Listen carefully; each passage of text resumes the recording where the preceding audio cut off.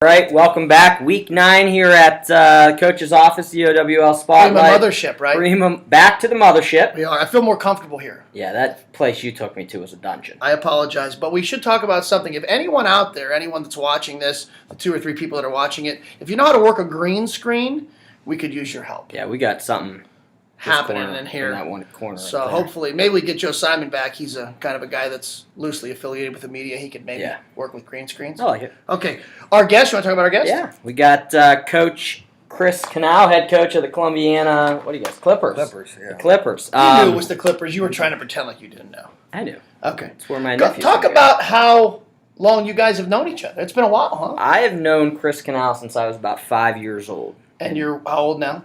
I'm older than that. Okay. 32. Basically, every scar on my head is from him as a young child. He would drop Your me. brother had a lot to do with that too. I refuse Yeah. to take all the blame. They're trying to toughen you up. Look at what a great career you had being tough, though. It's questionable. I don't know. I wouldn't say it was great. Average. Anyways, Chris is a state placer for Canfield, NCAA All-American at Ashland. Yeah. Obviously had a very successful wrestling career, and then has coached at Canfield, and then now down in Columbiana, yeah. Welcome. Oh, thank you. Glad to be here. Big fan of the show. Thanks. One of the 3 people. Yeah, you're one of our 20 views. So you got 2 So now people we're gonna have watching. 2 views people now. watching it. Hey, just talk about a little bit about your team, and then maybe just the transition to what you've done rebuilding a program. Yeah. Pretty impressive. It was a lot harder than I thought. I mean, it wasn't all success at the beginning. Start with this year. Last year we had a huge class. Those were the guys that started our youth program when we started, and I had 2 different district placers, a state qualifier, state alternate. They're all gone now.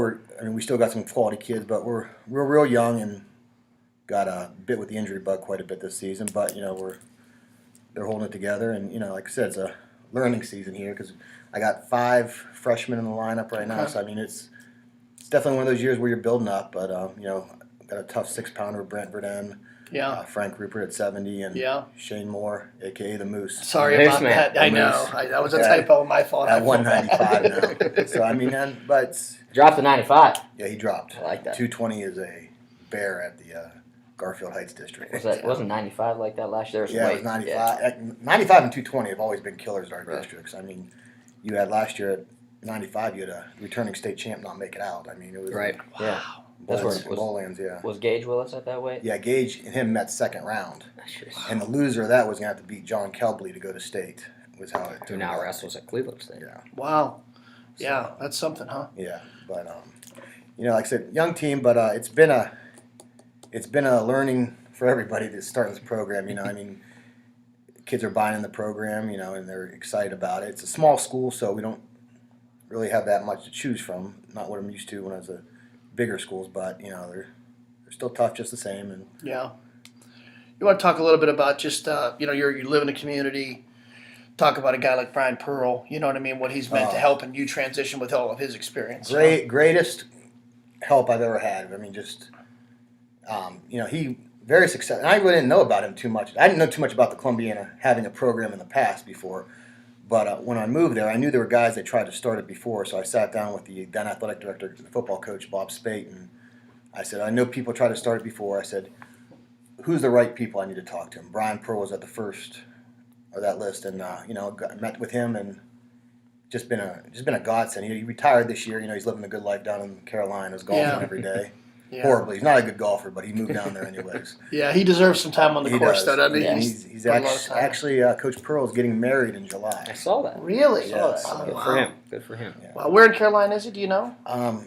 Castle Beach or something like that. Sounds better. There's a golf course on it. It sounds better than Youngstown. It sounds better than 13 degrees. Yes. Well, he was down there a little bit ago, and they shut the whole town down because there was a dust of snow. He goes, they shut everything down. So they're soft down there. Yeah. Brian Pearl, like I said, he's been a godsend to help out. He works well with just organization stuff I lack in. So he's been a big help. Okay. What about starting a program? I think East Palestine's starting a program this year. What advice would you give to somebody who was looking to start a program, at one of the schools in the area that don't have a program? You've been through it. I'm sure you made mistakes, things you wish you would have done different. I wish our main, when we started, we said we got to start with youth and junior high. And then when we started the first year, we had 5 junior high kids who were in 7th grade. So we're like, okay, we'll do another year before we do high school. Problem is, I had these youth kids who had these brothers who were in high school, and they wanted to go. Right. And the school approached me like, well, let's go high school next year. I'm like, all right, we're going to put all these guys out there with no experience, but let's do it. I would recommend sticking to your guns in that sense, starting with youth, and just start young and then work your way up as you have to. Don't rush to get into junior high or high school. As you get the guys with experience. I mean, it's like some of the kids that in that first team, I love them to death. I still contact with them, but I probably wouldn't know them if I wouldn't have. But I think just for earlier on success, the best route to go would be work your way up. Don't rush to get into it. Nice. Good. Anything else about this year's team in this segment you want to talk about? We got, I think, the rankings. I check on them every once in a while, but I saw last we had, we got Brant ranked. They're At saying 6. Yeah, he's back in the lineup now. We've been missing him all year. Yeah.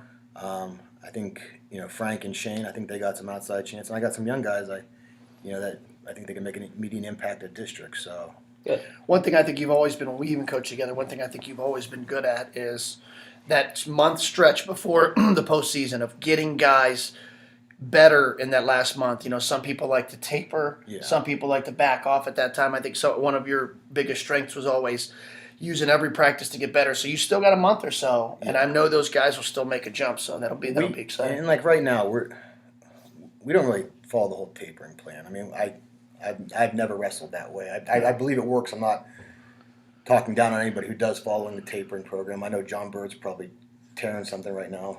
You think Bird tapers? I think Bird wrote the book on tapering. Really? I don't think he got it right yet. Big Okay. taper. Kidding, John.